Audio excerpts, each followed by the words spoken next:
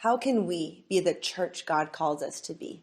In 1 Corinthians, Paul is speaking to a community of Christ followers who loved God, but began to struggle with what it looks like to actually live out the gospel in their real lives, how to really be God's church.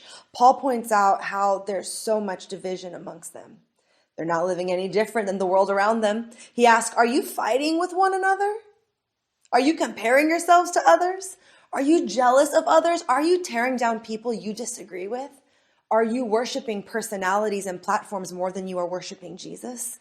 Paul tells them that's how not to be God's church.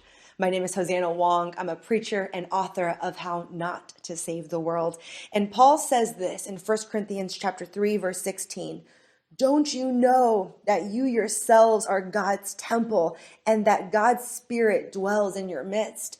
Paul isn't talking about a physical building. He's saying we, the community of believers, those who have made Jesus the Lord of our lives, do we know that together we form a temple where God's Spirit lives? If there was a temple where people could experience God and have their lives transformed, wouldn't we do all we could to protect it, to make sure no one tears it down? Because we want people to be able to experience God.